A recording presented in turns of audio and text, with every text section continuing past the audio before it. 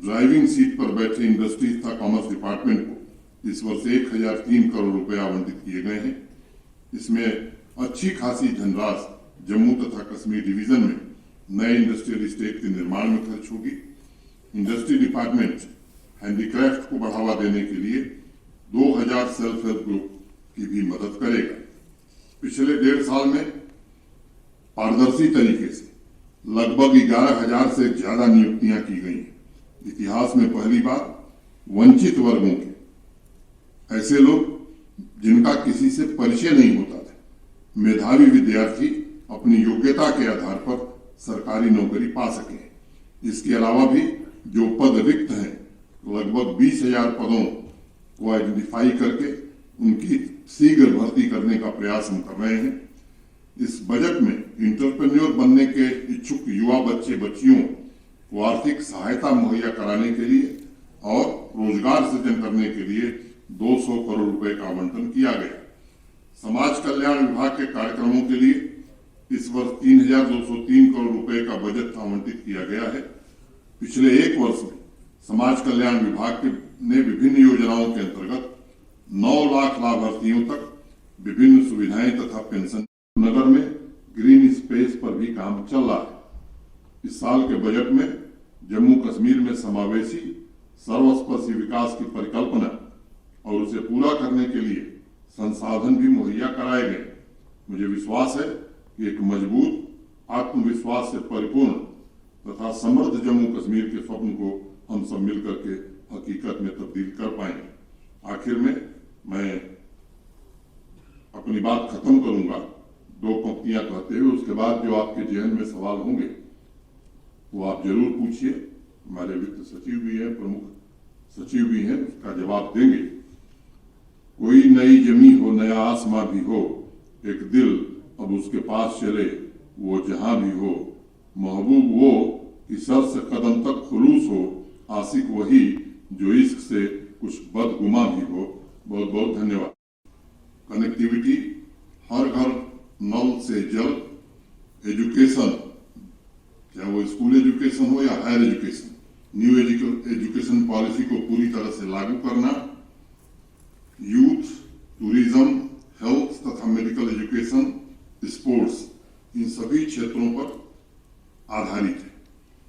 यहाँ के लोगों की सुरक्षा, हमारे पुलिस कर्मियों को बेहतर जीवन जीने का अवसर मिल सके, पुलिस मॉडर्नाइजेशन और एक नया काम जो प्रारंभ हुआ है, रेवेन्यू रिकॉर्ड्स, यहाँ की आवाम को देखने को मिले और जमाबंदी भी 3 भाषाओं में लोगों को मिल सके, ये इस पर आधारित है।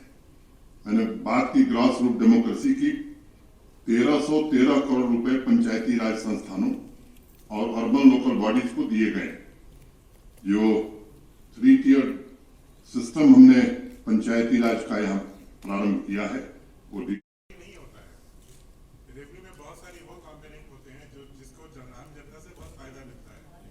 एक्सप्लेनेशन के लिए मैं बता रहा हूँ, ओल्ड एज पेंशन है, इस तरह की बहुत सारी स्कीम्स होती हैं जिनको रेवेन्यू कॉम्पोनेंट हम लोग लेते हैं। तो क्या रेवेन्यू कॉम्पोनेंट का अगर आप जोड़ेंगे तो लगभग आधा सैलरी में उसमें, बाकी वो उन्हीं कामों के लिए जिससे जनता को सहायता मिलती है। तो रेवेन्यू और कैपिटल का जो हमारा अनुपात है पहले से बहुत बेहतर है, कैपिटल एक्सपेंडिचर काफी बढ़ गया है। पर ध्यान देने की बात यह है कि 18-19 में जब हम लोग यहाँ पे काम कर रहे थे तो सभी को मिला करके, कैपेक्स को मिला करके, सभी चीजों को मिला करके 9,000 के आसपास प्रोजेक्ट कंप्लीट होते थे। आप लोग याद होगा 9,200 कुछ प्रोजेक्ट कंप्लीट होते हैं। इस साल कम से कम हम लोग 50,000 प्रोजेक्ट कंप्लीट करने जा रहे हैं। तो खुशी की बात यह होनी चाहिए कि कैपिटल एक्सपेंडिचर बढ़ा ही नहीं है, बल्कि साथ साथ में पेस ऑफ एग्जीक्यूशन बहुत तेज हुआ पहले से।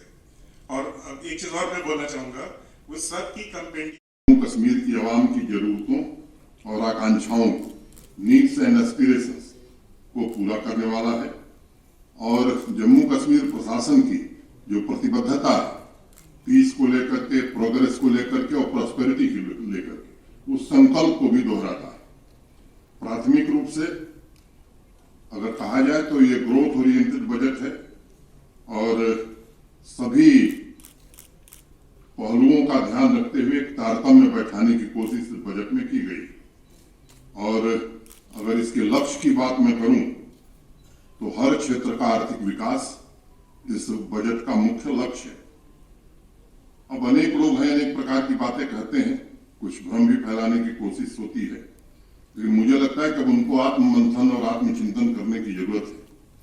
जिस दिन लोग 51,670 करोड़ रुपए का था, 16-17 61,480, 17-18 69,728, अब अचानक वृद्धि होती है 19-20 में लगभग 88,911 करोड़, 20-21 में 1,01,428 करोड़, 21-22 में 1,08,000 करोड़, और ये करंट जो फाइनेंशियल ईयर है 22-23 1,12,950 करोड़।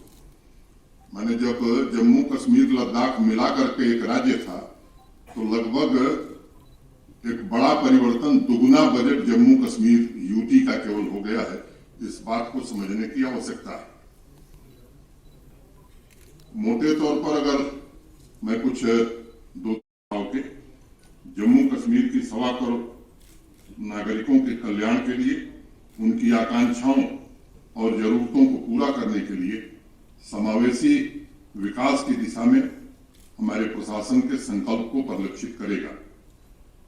आप सबने अभी अखबारों में पढ़ा होगा, 3 दिन पहले खाड़ी देशों के उद्यमियों का एक 34 सदस्यीय प्रतिनिधिमंडल श्रीनगर आया था और जम्मू कश्मीर में व्यापक निवेश पर गंभीर चर्चा हुई है।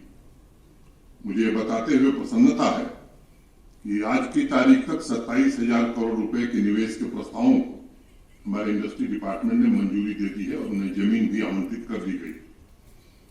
जब ये पॉलिसी बनी थी, स्कीम बनी थी, इंडस्ट्रियल स्कीम, मुझे याद है इसी सभागार में हम सबने आपसे चर्चा की थी।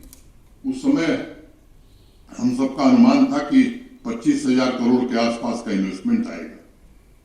मीडिया के मित्रों, वैसे तो बजट जिस दिन लोकसभा में माननीय वित्त मंत्री जी ने प्रस्तुत किया था, उसके दूसरे दिन ही मीडिया में काफी इसकी चर्चा हो गई। लेकिन एक परंपरा या रिवायत रही है कि संसद द्वारा बजट पारित होने के बाद आप सबसे रूबरू होना और मुख्य मुद्दों पर चर्चा करना, उसी निमित्त हम सब आज यहाँ इकट्ठे हुए हैं। सबसे पहले मैं आप सबका यहाँ स्वागत करता हूँ। जिगर मुरादाबादी साहब का एक शेर है कि मोहब्बत में क्या क्या मुकाम आ रहे हैं कि मंजिल पे हैं और चले जा रहे हैं। पिछले साल जब प्रधानमंत्री जी के नेतृत्व में भारत के वित्त मंत्री निर्मला सीतारमण जी ने 1,08,000 करोड़ रुपए का रिकॉर्ड बजट जम्मू कश्मीर को दिया था, तो मुझे याद है उस समय अखबारों की सुर्खियों में तौर पर 1,13,000 करोड़ रुपए का बजट जम्मू कश्मीर की आवाम को दिया है। मैं भारत के सम्माननीय प्रधानमंत्री आदरणीय नरेंद्र मोदी जी और देश की वित्त मंत्री निर्मला सीतारमण जी के प्रति हृदय से कृतज्ञता ज्ञापित करता हूं और इसलिए वक्त का तकाजा है कि जिगर साहब के उस शेर को पूरा कर दिया जाए। 2 पंक्तियां मैंने पहले कही थी, मोहब्बत में क्या क्या मुकाम आ रहे हैं, मंजिल पे हैं और चले जा रहे हैं, जफा करने वालों को क्या हो गया है, वफा करके हम भी तो शर्मा रहे हैं। अगर पिछले 5-6 वर्षों के बजट को आप देखेंगे तो मुझे लगता है कि तस्वीर बड़ी स्पष्ट हो जाएगी। मैं इस आंकड़े को इसलिए पढ़ना चाहता हूं कि स्थिति जरा आपको